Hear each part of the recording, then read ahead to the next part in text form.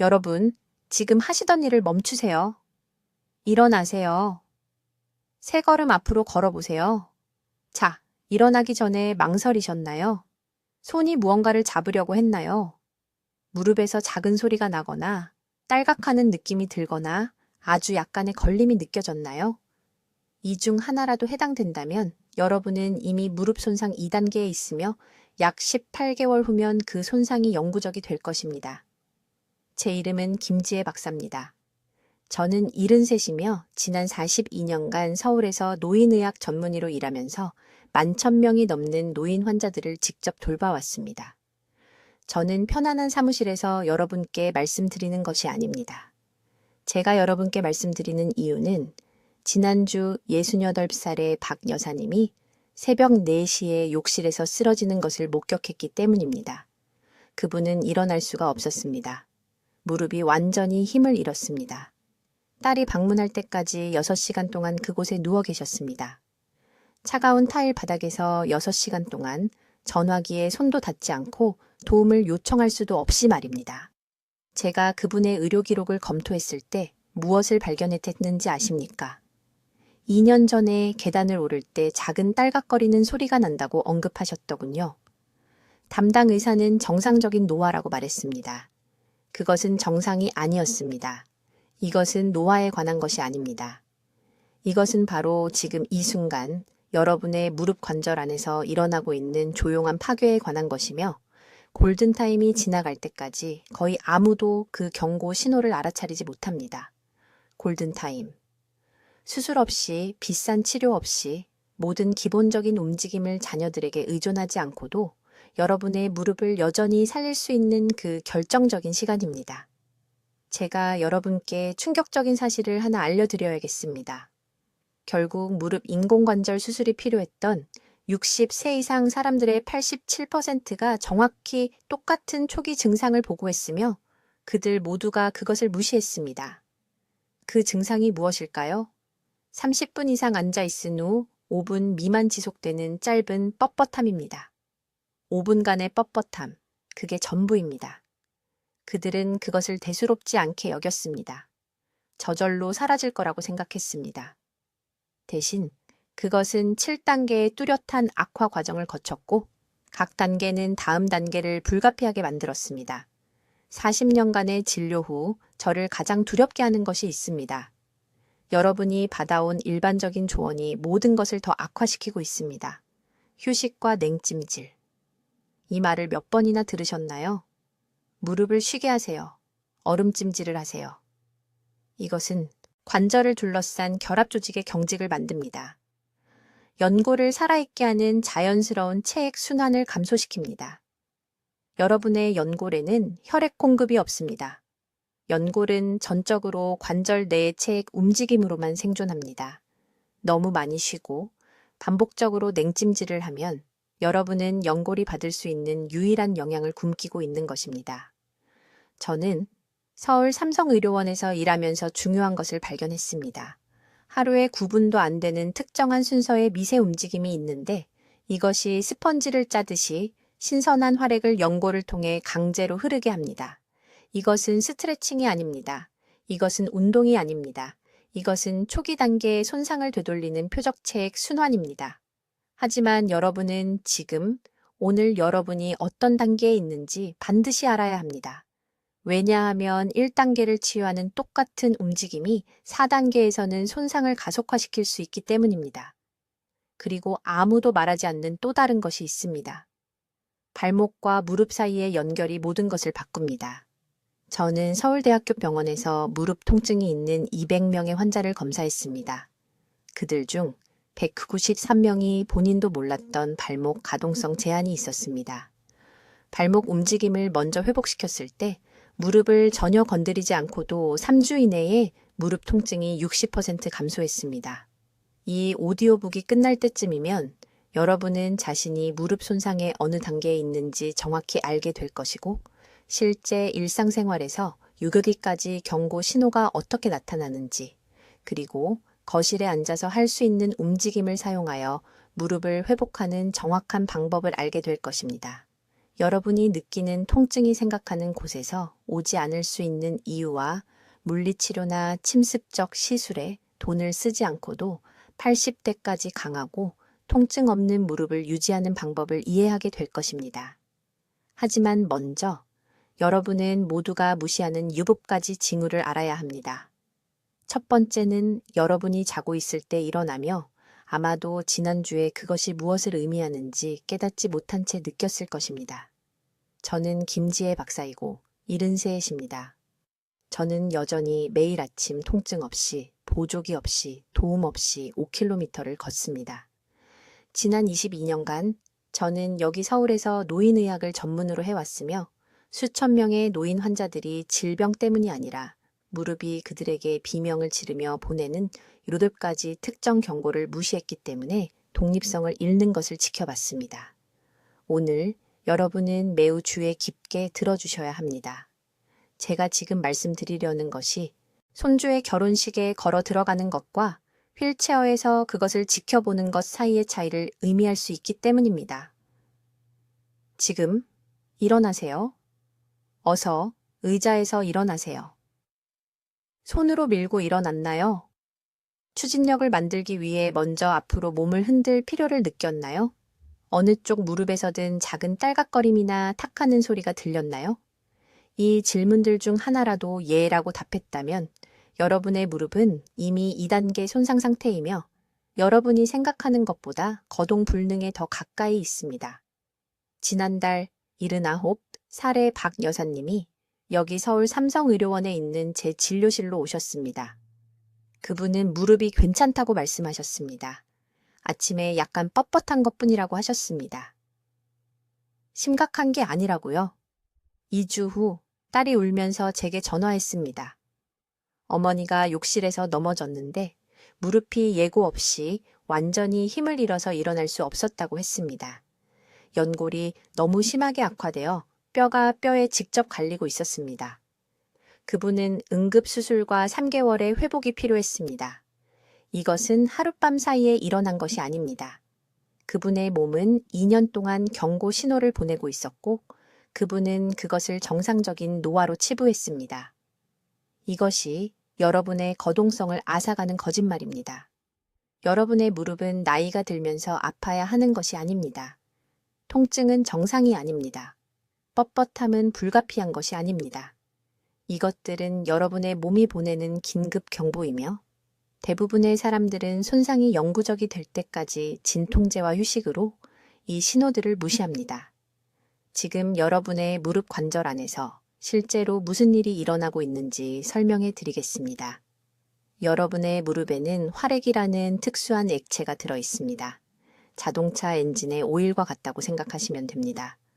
이 액체는 한 가지 중요한 역할을 합니다. 바로 연골을 매끄럽고 영양이 풍부하게 유지하여 뼈들이 마찰 없이 서로 미끄러질 수 있도록 하는 것입니다. 하지만 아무도 말해주지 않는 사실이 있습니다. 55살 이후에는 매년 이 액체의 생산량이 30%씩 줄어듭니다. 연골이 햇볕에 놓인 스펀지처럼 말라버리기 시작합니다. 미세한 균열이 나타납니다. 쿠션이 부서지기 시작합니다. 그리고 연골은 혈액 공급이 없기 때문에 스스로 치유될 수 없습니다. 이제 무릎 통증을 호소할 때 대부분의 의사들은 뭐라고 말합니까? 쉬세요. 냉찜질하세요. 소염제를 드세요. 발에 무리를 주지 마세요. 이것은 최악의 조언이며 왜 그런지 정확히 말씀드리겠습니다. 무릎을 움직이지 않으면 활액의 순환이 멈춥니다. 액체가 끈적끈적하고 걸쭉해집니다. 관절낭이 조여집니다. 주변 근육이 약해집니다. 무릎을 보호하는 것이 아니라 질식시키고 있는 것입니다. 쉬는 매일이 연골이 굶주리고 결합 조직이 흉터 같은 띠로 굳어져 영원히 움직임을 제한하는 또 하나의 날입니다. 저는 15년 전 전통적인 운동치료법과 현대 관절 생리학을 결합하여 연구하기 시작했을 때 이 진실을 발견했습니다. 특정한 순서의 미세 움직임, 즉 무릎 관절 내부에 펌핑 작용을 만드는 작고 통제된 동작들이 있습니다. 이 펌핑 작용은 신선한 활액을 연골을 통해 강제로 밀어내고 통증과 부종을 유발하는 염증성 노폐물을 제거합니다. 올바르게 수행하면 이러한 움직임은 초기 단계의 연골 파괴를 되돌리고 무릎이 절실히 필요로 하는 자연스러운 쿠션을 회복시킬 수 있습니다. 하지만 이 움직임들을 가르쳐 드리기 전에 먼저 무릎이 망가지고 있다는 7가지 경고 신호를 이해해야 합니다. 왜냐하면 각 신호는 다른 단계의 악화에 해당하며 지금 여러분이 어느 단계에 있느냐에 따라 해결책이 달라지기 때문입니다. 자, 모든 사람이 무시하는 두 번째 경고 신호는 제가 아침 뻣뻣함 테스트라고 부르는 것입니다. 지금 제 말을 아주 주의 깊게 들으십시오. 내일 아침 일어나면 일어서기 전에 특정한 것을 주목해 주십시오. 침대에 누운 채로 무릎을 쉽게 구부릴 수 있습니까? 아니면 천천히 펴야 하고 침대에서 다리를 내려놓은 다음 몇 초 기다렸다가 체중을 실어야 합니까? 이것은 정상이 아닙니다. 친구들이 뭐라고 말하든 상관없습니다. 경로당의 모든 사람이 같은 문제가 있다고 말해도 상관없습니다. 15분 이상 지속되는 이 아침 뻣뻣함은 여러분의 무릎 관절이 도움을 요청하며 비명을 지르는 것입니다. 지금 여러분의 무릎 안에서 정확히 무슨 일이 일어나고 있는지 설명해 드리겠습니다. 무릎 관절에는 활액이라는 특수한 액체가 있습니다. 자동차 엔진의 오일처럼 생각하십시오. 잠을 잘 때 여러분은 6, 7, 어쩌면 8시간 동안 한 자세로 있습니다. 이 시간 동안 액체는 끈적끈적하고 걸쭉해집니다. 제대로 순환하지 않습니다. 무릎 안에 연골은 살아있고 건강하게 유지되기 위해 이 액체가 필요합니다. 몇 시간마다 신선한 액체가 씻어주지 않으면 연골이 햇볕에 놓인 스펀지처럼 마르기 시작합니다.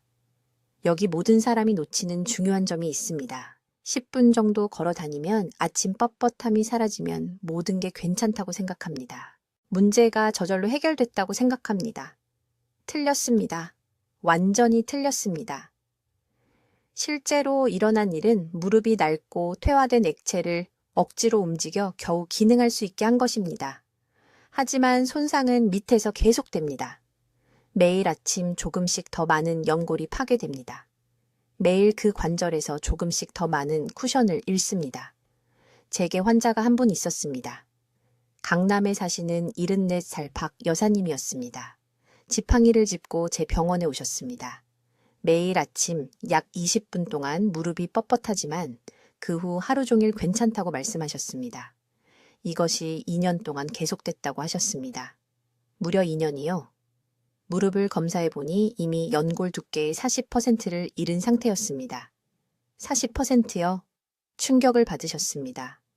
그냥 정상적인 노화라고 생각했고 자기 나이 또래는 모두 아침에 무릎이 뻣뻣하다고 계속 말씀하셨습니다.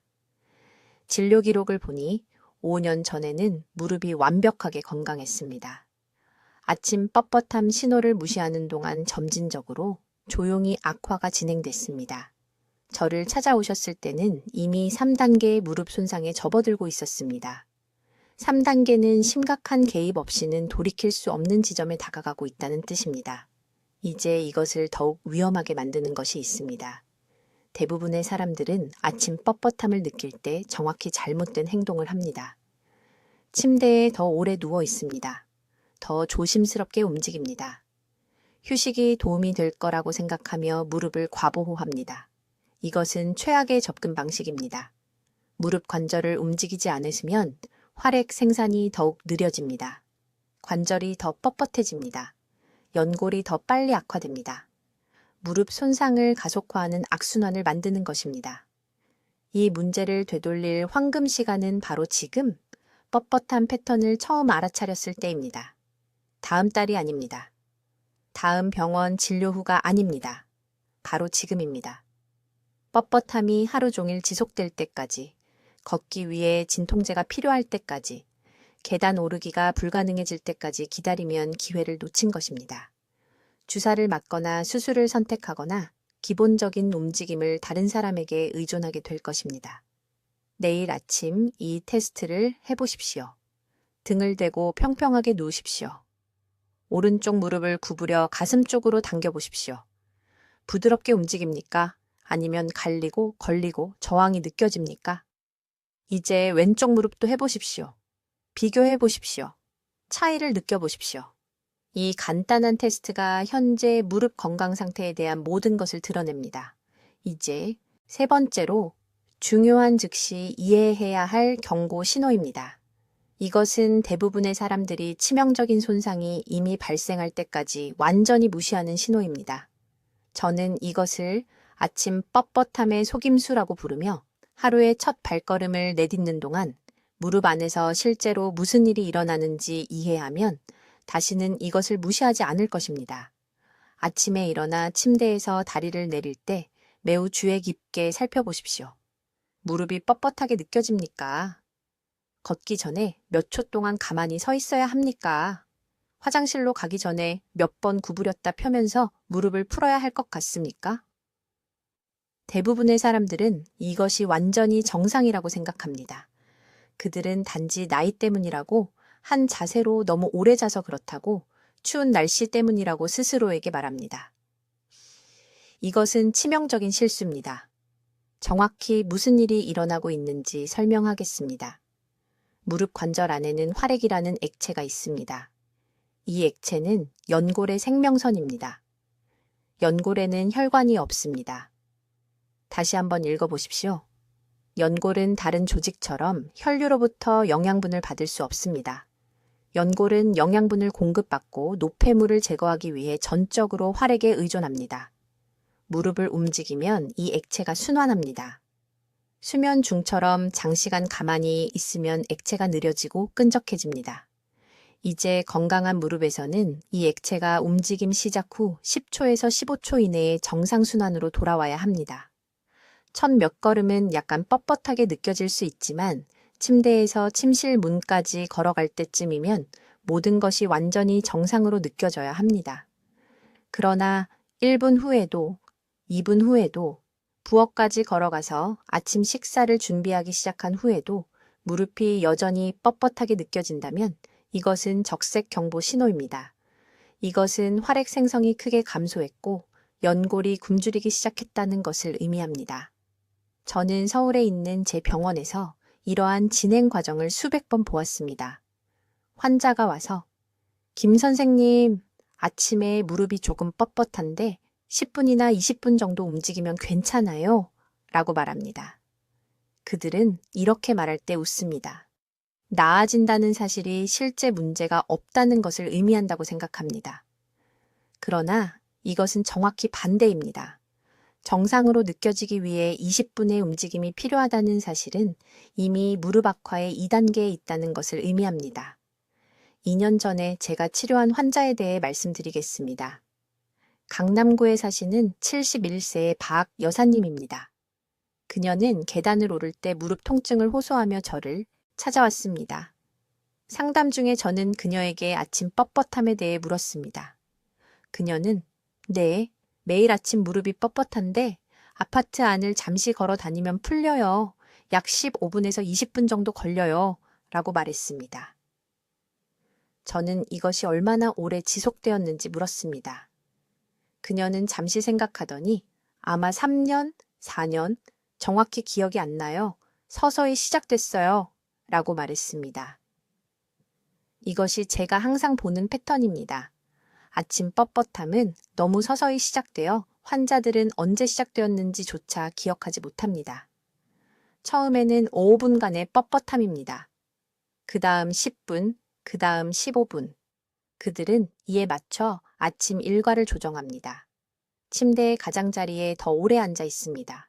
더 천천히 움직입니다. 정상적인 노화로 받아들입니다. 그러나 적응하는 그 몇 년 동안 연골은 매달 악화되고 있습니다. 즉시 해야 할 일이 있습니다. 내일 아침 침대에서 일어나기 전에 이 검사를 해보십시오.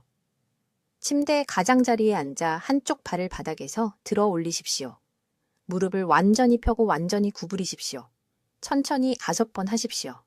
이제 다른 쪽 무릎도 똑같이 하십시오. 어떻게 느껴지는지 주의를 기울이십시오. 삐걱거림이 있습니까?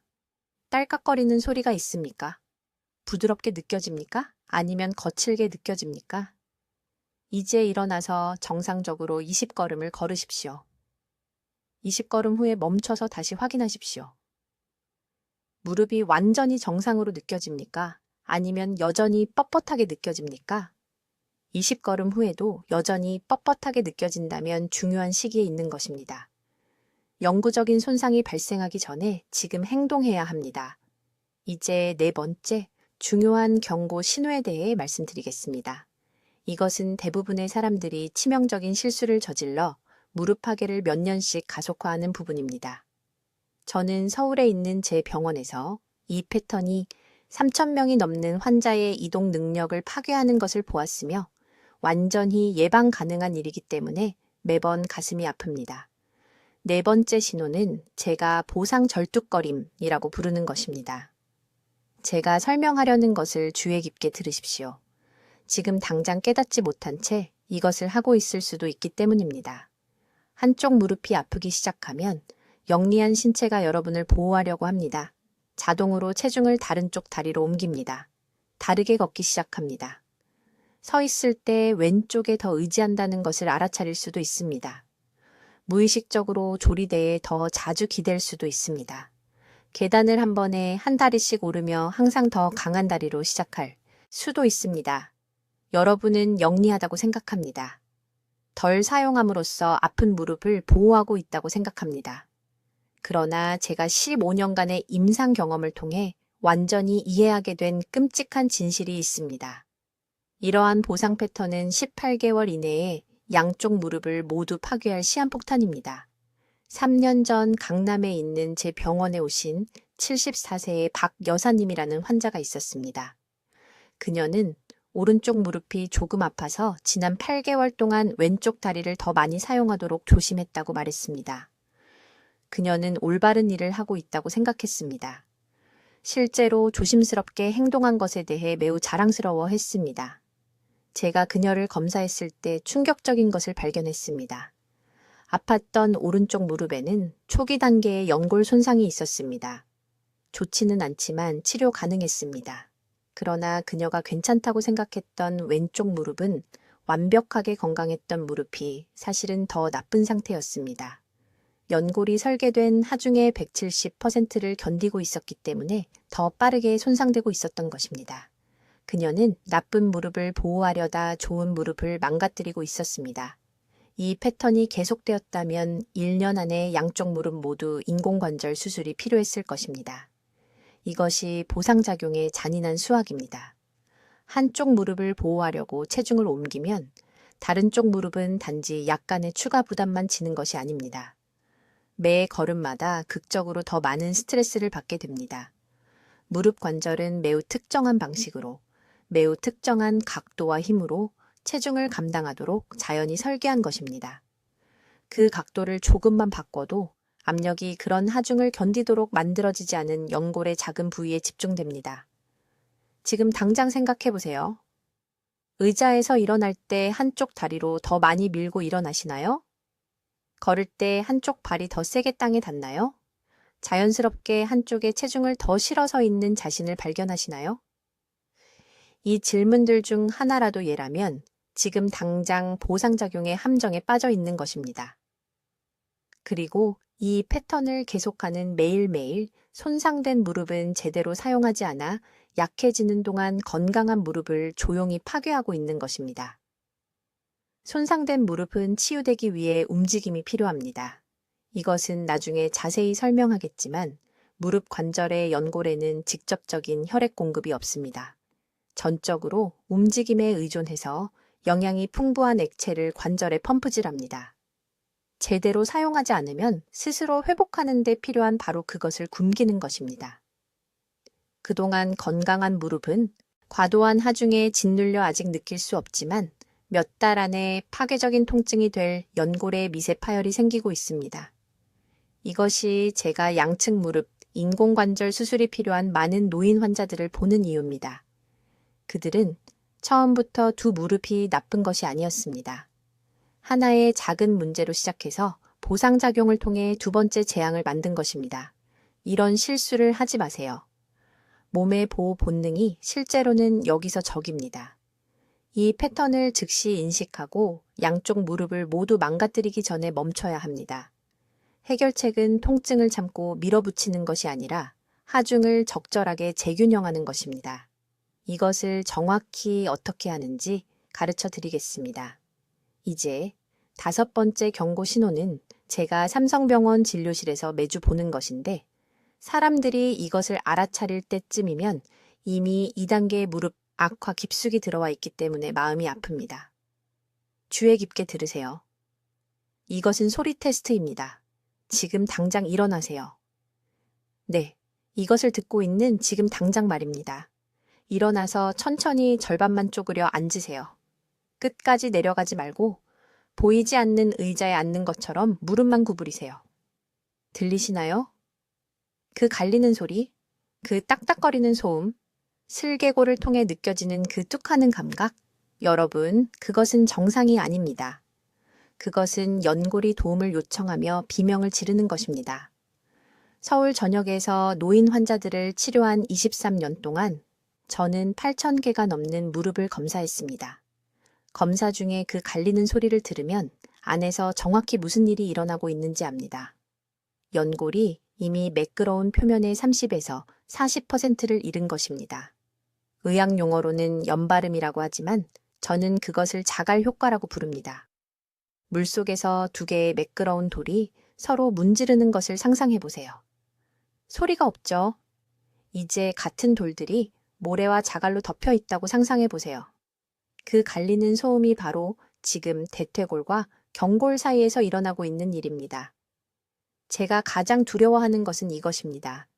이 갈리는 소리를 가지고 오는 환자의 72%가 똑같은 말을 합니다. 김 선생님, 저는 60살이 넘으면 누구나 무릎에서 소리가 난다고 생각했어요. 이게 그냥 정상적인 노화라고 생각했어요. 아닙니다. 아니에요. 이것은 정상이 아닙니다. 이것은 2단계 연골 손상이고 3단계로 들어가기까지 대략 18개월에서 36개월이 남았습니다. 3단계에서는 통증이 지속적이 되고 한 블록 이상 걷는 것이 불가능해집니다. 강남에 사시는 74 세방 여사님 이야기를 해드리겠습니다. 작년 3월에 제 진료실에 오셨습니다. 무릎에서 딸깍거리는 소리가 3년 동안 났다고 말씀하셨습니다. 3년이요? 친구들이 모두 자기 무릎도 소리가 난다고 해서 완전히 무시했답니다. 영상 검사를 했을 때 양쪽 무릎 안쪽에 연골이 거의 다 없어져 있었습니다. 뼈와 뼈가 직접 닿기까지 6개월 남은 상태였습니다. 2천만 원이 넘는 비용이 들고 8개월의 고통스러운 회복이 필요한 무릎 인공관절 수술이 필요하기까지 6개월 남은 것이었습니다. 하지만 모두가 놓치는 중요한 부분은 이것입니다. 그 갈리는 소리는 단지 연골 손상에 대해서만 말하는 것이 아닙니다. 훨씬 더 구체적인 것을 말하고 있습니다. 무릎 관절 안에 자연 윤활유인 활액이 걸쭉하고 느려졌다는 것을 보여줍니다. 제가 앞서 액체 순환에 대해 말한 것을 기억하시나요? 갈리는 소리가 들릴 때 활액이 완충하고 보호하는 능력을 잃은 것입니다. 오래된 엔진 오일처럼 걸쭉하고 쓸모없게 된 것입니다. 비극은 이것입니다. 대부분의 의사들은 이 소리를 들으면 쉬라고 말할 것입니다. 움직임을 멈추고 무릎이 휴식이 필요하다고 말합니다. 이것은 정확히 반대입니다. 이것이 무릎을 더 빨리 죽이고 있습니다. 갈리는 소리 때문에 움직임을 멈추면 활액은 더욱 걸쭉해지고 더욱 정체됩니다. 연골은 더 빨리 굶주립니다. 반대로 해야 합니다. 움직여야 하지만 올바르게 움직여야 합니다. 갈리는 소리의 시간표에 대해 이해해야 할 것은 이것입니다. 일어설 때 가끔 일주일에 한두 번 뚝 소리가 나기 시작하면 초기 2단계에 있는 것입니다. 시간이 있습니다. 무릎을 구부릴 때마다, 계단을 오를 때마다, 앉았다 일어날 때마다 매번 갈리는 소리가 들리면 후기 2단계에 있는 것입니다. 골든타임 기간이 빠르게 닫히고 있습니다. 삐걱거리는 소리가 들리면서 동시에 통증을 느낀다면 3단계에 진입한 것입니다. 이것은 응급구역입니다. 지금 당장 무릎을 만져보세요. 천천히 구부려 보세요. 귀 기울여 들어보세요. 무슨 소리가 들리나요? 이제 6번째 경고 신호에 도달했습니다. 이 신호는 제가 화면을 뚫고 나가서 사람들을 깨우고 싶게 만드는 신호입니다.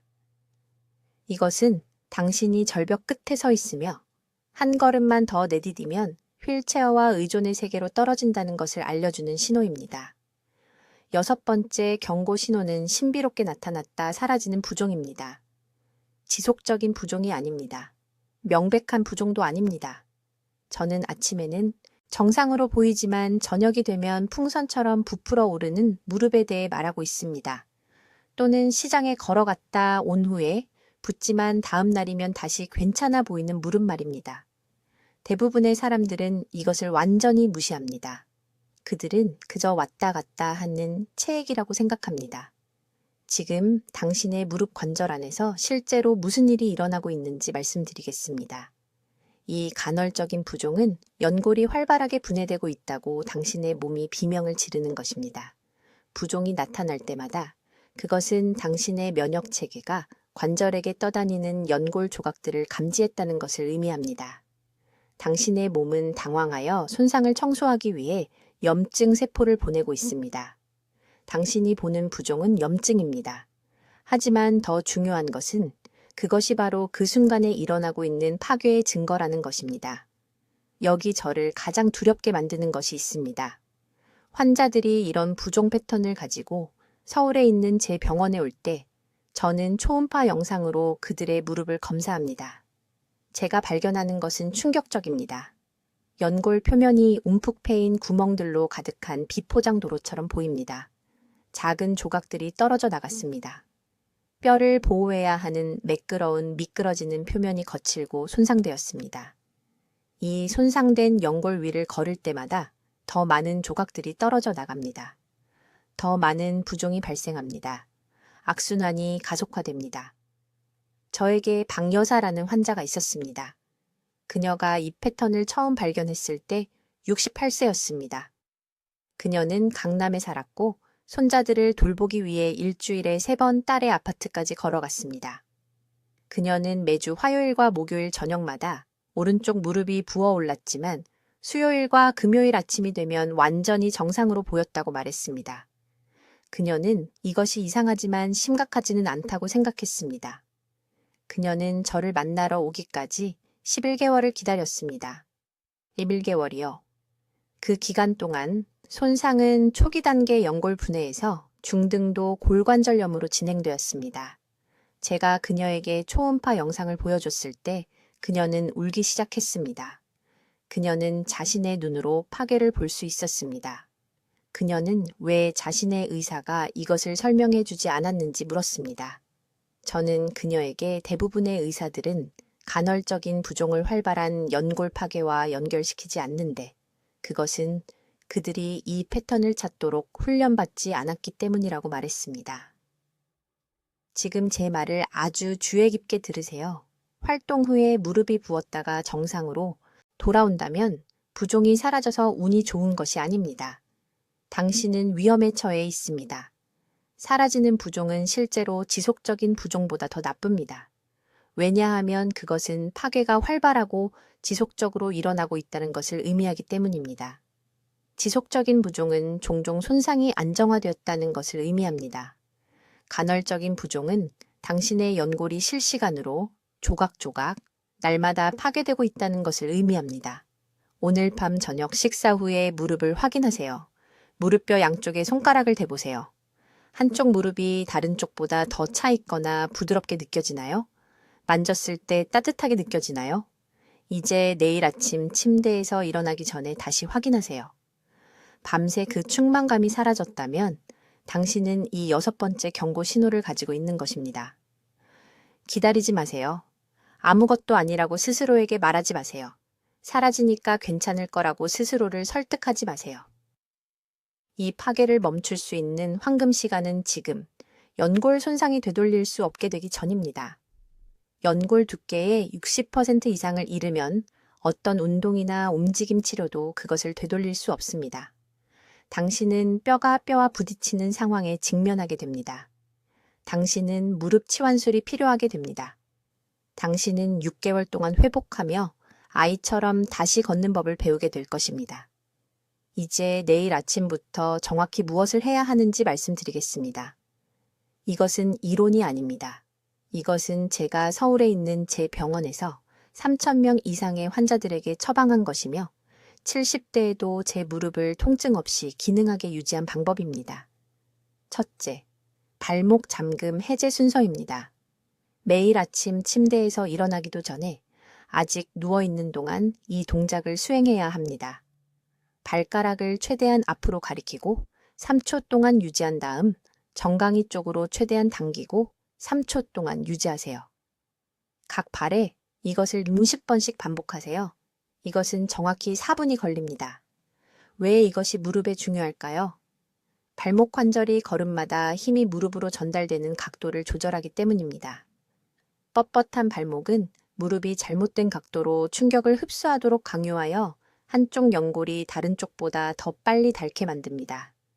저는 단순히 발목 가동성을 먼저 회복시킴으로써 무릎 치환술을 피한 환자들을 보았습니다. 이 단계를 건너뛰지 마세요. 둘째, 체액 순환 걷기입니다. 아침 식사 후 대화를 나눌 수 있는 속도로 정확히 12분 동안 걸어야 합니다. 빠르지도 느리지도 않게. 이 걷기 동안 2분마다 멈춰서 3번의 부드러운 무릎, 구부리기를 수행하되 편안한 만큼만 내려가고 절대 통증을 강요하지 마세요. 걷는 동안의 이런 작은 움직임들은 관절 공간으로 신선한 체액을 밀어넣고 염증을 일으키는 노폐물을 제거하는 펌프 작용을 만듭니다. 핵심은 12분의 지속 시간입니다. 10분 미만은 충분한 순환을 만들지 못합니다. 적절한 발목 가동성 없이 15분 이상은 더 많은 손상을 일으킬 수 있습니다. 12분이 무릎 체액 교환의 황금 시간입니다. 셋째, 결합 조직 이완입니다.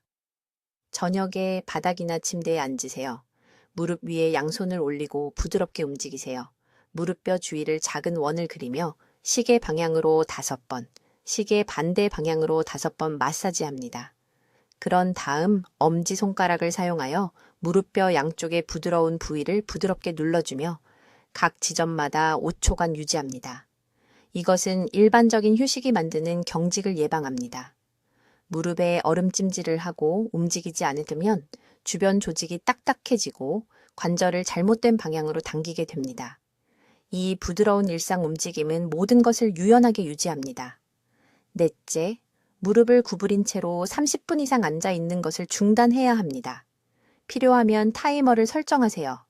30분마다 일어나서 다리를 완전히 펴고 무릎 관절을 10초간 고정합니다.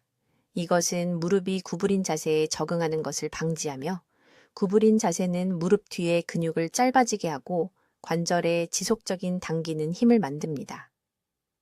이제 이것을 적어두세요. 이 4가지 행동은 하루 전체에서 총 10분도 채 걸리지 않지만 무릎 퇴행의 실제 메커니즘을 해결합니다.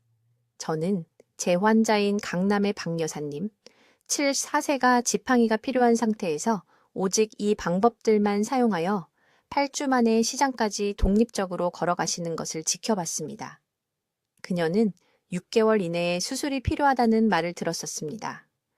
또 다른 환자인 부산의 최 선생님, 68세는 이 일상 루틴을 4개월 동안 한 후 예정되어 있던 무릎 인공관절 수술을 취소했습니다.